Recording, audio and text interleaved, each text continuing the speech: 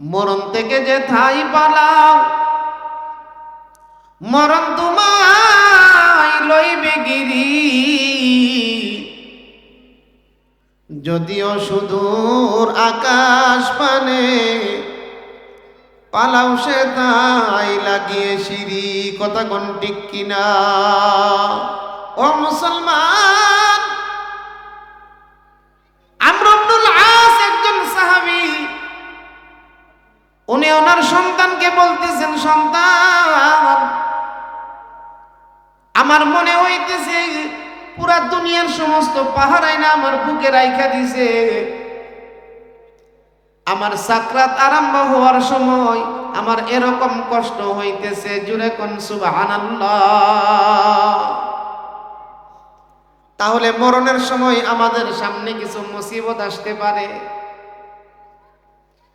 আল্লাহর পয়গম্বর দু জাহানের বাদশা নবীজি যখন আমাদের নবীজির সামনে আজরাইল আসলেন, হযরত ফাতেমা রাদিয়াল্লাহু আনহা নবীজির কাছে বসা ছিলেন। নবীজি ডাক দিয়ে বলতেছেন, ফাতেমা, ঘরের দরজায় কে আসছে, কে ডাকতেছে, একটু দেখো। হযরত ফাতেমা বলতেছেন, আল্লাহর নবী গো, এমন একজন মানুষ ঘরের দরজায় এসে দাঁড়াইছে যাকে মক্কায় কোনোদিন দেখি নাই, যার চেহারা আমি ফাতেমা মদিনায়ও কোনোদিন দেখি নাই। আমাদের নবীজি বুঝতে পারছে লোকটাকে।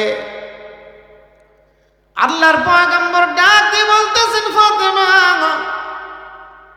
দরজা খুলে দাও, আমার ঘরে আসার অনুমতি দিয়া দাও। হযরত ফাতেমা রাদিয়াল্লাহু আনহা যখন দরজা খুলছে, মালাকুল মউত আয়েশা নবীজির কাছে উপস্থিত হয়েছে। আল্লাহর পয়গম্বর ডাক দিয়ে বলতেছেন, আজরাইল, তুমি একটু দাঁড়াও, তুমি একটু দাঁড়াও, আমি দেখি আমার ভাই জিব্রাইল আসে কিনা। জিব্রাইলের সঙ্গে আমার কয়েকটা কথা আছে। জুরে কোন সুবহানাল্লাহ। যখন কিছুক্ষণ পরে জিব্রাইল আলাইহিস সালাম আসলেন, নবীজি জিব্রাইলের সাথে কথা বলছে। শেষ পর্যন্ত আজরাইল আলাইহিস সালাম যখন নবীজির জান, নবীজির রূহ মুবারক বাহির করার জন্য নবীজির বুকের মধ্যে হাত রাখলেন। নবীজির বুক মুবারকের উপরে যখন আজরাইল তারা হাতটা রাখতেছেন, নবীজি ডাক দিয়ে বলতেছেন, আজরাইল, আমি ধারণা করতেছি উহুদ পাহাড়টাই না তুমি আমার বুকের মধ্যে রাইখা দিছো। জুরে কোন সুবহানাল্লাহ। মরণ থেকে যে ঠাই পালাও, মরণ তোমায় লইবে গিরি। যদিও সুদূর আকাশ পানে, পালাও সে তাই লাগিয়ে সিঁড়ি। এরকম ভাবে মরণের সময় কিছু মুসিবত আসেনি? কথা বলেন, আরেকটু জোরে বল। মরণের সময় মুসিবত আছে। ও মুসলমান, ইব্রাহিম আলাইহিস সালামের কাছে যখন আসছে আজরাইল, আল্লাহর খলিল ইব্রাহিম পয়গম্বরের কাছে যখন আসছে আজরাইল,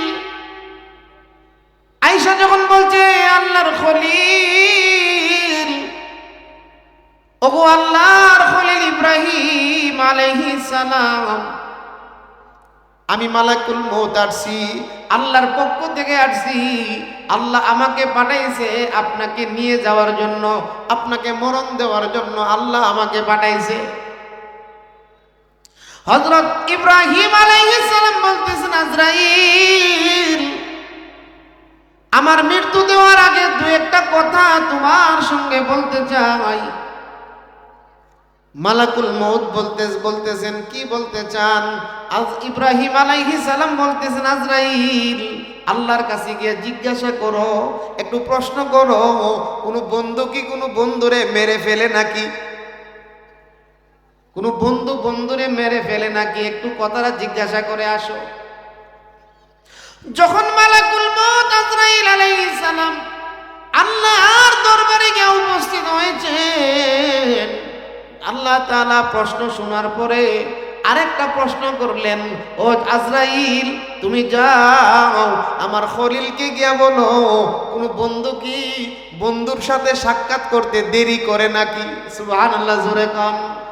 তাহলে মরণ মানি মৌলার সাথে সাক্ষাৎ, ইমানদারের মরণ মানি আল্লাহ তাআলার সাথে সাক্ষাৎ। কথা কোন ঠিক কিনা?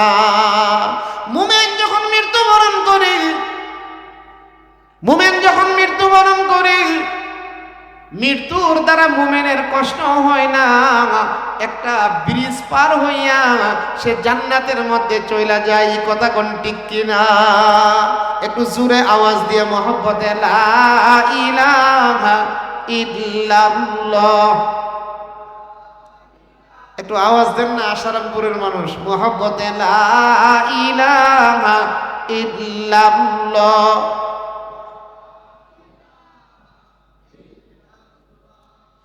আকাশের মালিক যেই আল্লাহ, জমিনের মালিক সেই আল্লাহ, জুড়ে লা ইলাহা ইল্লাল্লাহ।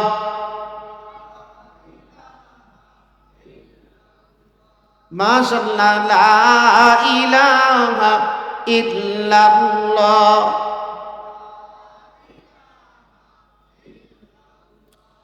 লা ইলাহা ইল্লাল্লাহু মুহাম্মাদুর রাসূলুল্লাহ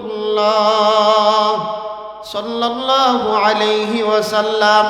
ও মুসলমান, ইমানদারের মরণ মাত্র একটা সিঁড়ি, ইমানদারের মরণ মাত্র একটা ব্রিজ, একটা কালভার্ট।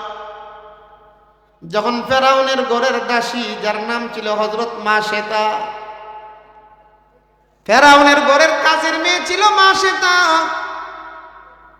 আল্লাহর পয়গম্বর মুসা আলাইহিস সালামের উপরে ঈমান আনছিল, এক আল্লাহকে বিশ্বাস করেছিল ওই কাজের মেয়েটা।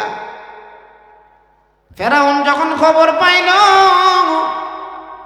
মাশেতার তিনটা বাচ্চাকে লোহার কড়াইয়ের মধ্যে তেল গরম কইরা তিনটা বাচ্চাকে হত্যা করছে, নাউজুবিল্লাহ, জোরে কোন। যখন মাশেতার ছোট বাচ্চাটা মাশেতার কোল থেকে নিয়ে যখন গরম কড়াইয়ের মধ্যে ফালাইয়া দিতেছে, এমন সময় মাশেতার মনটা দিয়ে একটু দুর্বল হয়ে গেছে, মার মন দুর্বল হয়ে গেছে। হযরত মাশেতা যখন তার মনটা দুর্বল হয়ে গেছে, শিশু বাচ্চাটার জবান কইলা গেছে, বাচ্চারা ডাক দিয়ে বলতেছেন, মা মনটা দুর্বল কইরেন না, ও মা মনটা দুর্বল কইরেন না, এটা আগুন না, এই কড়াইয়ের মধ্যে জাপ দিয়া দেখেন, এখানে আল্লাহ তাআলার জান্নাত। জুড়ে কোন সুবহানাল্লাহ। ও আমার মা, ঈমান দুর্বল করিয়েন না, এটা দুনিয়ার আগুন না, এটা একটা ফুল মাত্র, এটা একটা ব্রিজ মাত্র গোমা। আপনি এখানে এই আগুনের মধ্যে পড়বেন আর আরেক দিক দিয়া আল্লাহর জান্নাতের মধ্যে চইলা যাবেন। জুড়ে কোন সুবহানাল্লাহ। এই জন্য মরণের সময় আমাদের একটা মুসিবত সামনে আসতে পারে। কথা কোন ঠিক কিনা? ওগো আল্লাহর বান্দা বান্দি, ফকি আবুল্লাহ সুমরকন্দি রহমাতুল্লাহি আলাইহি লিখেন, জাহান্নামীরা যখন মৃত্যুবরণ করবে, গুনাহগাররা, কাফেররা, বেনামাজিরা, বেরোজগার, নাফরমান যখন মৃত্যুবরণ করবে, জাহান্নামের 500 ফেরেশতা তার গলার মধ্যে চাপ দিয়া দইরা রাখবে। জোরে কোন নাউজুবিল্লাহ। জাহান্নামের 500 ফেরেশতা গুনাহগারের গলার মধ্যে চাপ দিয়া ধরে রাখবে। এর তো কষ্ট হবে, নাফরমানের মৃত্যু এত কষ্ট হবে, বেনামাজির মৃত্যু এত কষ্ট হবে। একটা জিন্দা বকরি, জীবিত একটা ছাগল, এটারে উল্টা তার খাল, তার চামড়াটারে উল্টা ছুইলা মালাইলে জিন্দা অবস্থায় ওই ছাগলটার যেমন কষ্ট হয়, একজন গুনাহগার, একজন নাফরমান, একজন বেনামাজির মরণের সময় এর চেয়ে আরো বেশি কষ্ট হবে। নাউজুবিল্লাহ জুড়ে। ও মুসলমান, ওই মরণের সময় একমাত্র সাহায্যকারী আল্লাহ এবং আল্লাহর ফেরেশতারা। দুনিয়ার কোন সন্তান আপনার সাহায্য করতে পারবে না। হ্যাঁ, দুনিয়ার সন্তান যদি আপনার কিনারায় বসা থাকে, একটা আপনি মৃত্যুবরণ করতেছেন, আবার এই কথা কোনোদিন বলবেন না। আমাদের সমাজে কিছু লোক আছে বলে যে আমার বাপে মৃত্যুর সাথে ফাঞ্জা লড়তাছে। নাউজুবিল্লাহ কর। অনেক সময় ভুলে বইলা লাই যে মৃত্যুর সাথে পাঞ্জা লড়তেছে। কথা কন বলে কিনা, এই কথাটা কবিরা গুনাহ হবে। পাঞ্জা লড়া কি? আমরা সমাজে আমরা ছোটবেলা আগে একজন আরেকজনের সাথে পাঞ্জা দিতাম, এরকম হাতের পাঞ্জা দিতাম শক্তি পরীক্ষা করার জন্য, শক্তি পরীক্ষা করার জন্য পাঞ্জা দিতাম। তাহলে আপনার বাপ বয়স হয়েছে 70 বা 80, বিছানার মধ্যে পড়ে রয়েছে, আপনি যে বলছেন আপনার বাবা মৃত্যুর সাথে পাঞ্জা লড়তেছে, মৃত্যু মানে আজরাইল, মৃত্যু মানে মালাকুল মউত। মৃত্যু মানে কি? মালাকুল মউত। আজরাইল আলাইহিস সালামের সাথে আপনার বাবা পাঞ্জা লড়তেছে। কথা কন না। আজরাইল ফেরেশতাটা কি? এটা ছোট ফেরেশতা। এক একটা ফেরেশতার অবস্থা কি! আল্লাহু আকবার। হযরত জিবরাইল আলাইহিস সালামকে আমরা নবীজি মাত্র 2 বার দেখছে। জিবরাইল আলাইহিস সালাম আমাদের নবীজির কাছে আসছে, বিভিন্ন সূরতে আসছে, দুনিয়ার অনেক সাহাবায়ে কেরামের সূরতে আসছে, কিন্তু জিবরাইলের সূরতে আমরা নবীজি জিবরাইলকে মাত্র 2 বার দেখছে। প্রথমবার দেখার পরেই নবীজির জ্বর উঠে গেছে। সুবহানাল্লাহ জোরে কর। আমাদের আম্মা জান হযরত খাদিজাতুল কুবরা নবীজির জ্বর উঠার পরে ওয়ারকা ইবনে নাউফলের কাছে নিয়ে গেছেন যে উনি কি জানে দেখছে, দেখার পরে ওনার জ্বর উঠে গেছে। তখন ওয়ারকা ইবনে নাউফল নবীজির সান্ত্বনা দিছে যে বাবা টেনশন কইরো না, তোমার সাথে আল্লাহর ফেরেশতা হযরত জিবরাইলের সাক্ষাৎ হইছে। সুবহানাল্লাহ জোরে। তাহলে ফেরেশতার চেহারা দেখার পরে অনেক সময় দেখবেন মৃত্যুর সময় মানুষের কাপড়গুলা নাপাক হয়ে যায়। যারা লাশ ধোয়া তারা বলতে পারে, যারা লাশকে গোসল করায় তারা বলতে পারে। কেন? ফেরেশতার চেহারা দেখলেই। কারণ ফেরেশতা তো এটা ছোট না। সিংহা জীবকে নিয়ে রাখছে একজন ফেরেশতা, নাম কি? ইসরাফিল আলাইহিস সালাম। বলেন, ইসরাফিল আলাইহিস সালাম উনি কত বড়? কিতাবের মধ্যে আসছে ইসরাফিল আলাইহিস সালাম এত বড়, ওনার হাতে যে সিংহাটা আছে, বাঁশিটা, এই বাঁশিটার মধ্যে 6টা ছিদ্র আছে। কয়টা ছিদ্র? 6টা ছিদ্র আছে। একটা ছিদ্র কত বড় জানেননি? তাফসীরের কিতাবে লেখছে ইসরাফিল আলাইহিস সালামের মুখের মধ্যে যে সিংহাটা আছে 6টা ছিদ্র, একটা ছিদ্র এত বড় 7 আসমান 7 জমিন একসাথে ঢুকে যাবো গা, সাইডে লাগবে না। সুবহানাল্লাহ কয় না তো? জোরে কন্যা সুবহানাল্লাহ। আজকে আশারামপুরের মানুষের যে আওয়াজ নাই, জবান খুলে মহব্বতে কোন সুবহানাল্লাহ। তাহলে যেই ফেরেশতা এই সিংহাটা মুখে নিয়ে রাখছে, এই ফেরেশতা কত বড়! এই জন্য কোনো অবস্থাতেই কোনোদিন এই কথা বলবো না যে আমার আব্বা, আমার ভাই, আমার ছেলে মৃত্যুর সাথে পাঞ্জা লড়তেছে। এই জাতীয় শিরকি কুফরি কথা কোনো সময় আমরা বলবো না। মৃত্যুর সাথে পাঞ্জা লড়া কাহারও পক্ষে সম্ভব না। কথা কর। ওগো আল্লাহর বান্দা বান্দি, মুমিনের মৃত্যুর সময়, ইমানদারের মৃত্যুর সময় আমার আল্লাহ তারে সাহায্য করবে। জোরে কোন সুবহানাল্লাহ। কোরআন শরীফের যে আয়াত তেলাওয়াত করছি, আল্লাহ বলেন ইন্নাল্লাযীনা ক্বালু রব্বুনাল্লাহ সুম্মা ইসতাকামু তাতানাজ্জালু আলাইহিমুল মালাইকা। এই আয়াতের তাফসীরের মধ্যে আছে যখন আপনার সামনে ফেরেশতা মালাকুল মউত আসবে, আল্লাহর ফেরেশতা আজরাইল যখন আপনার সামনে এসে উপস্থিত হবে, আজরাইলের চেহারাটা দেখার পরে ওই মাইয়েতরা চোখ দিয়ে পানি ছাড়বে, কান্না আরম্ভ করে দিবে, খুব ভয় পাওয়া যাবে, একবারে দুর্বল হয়ে যাবে।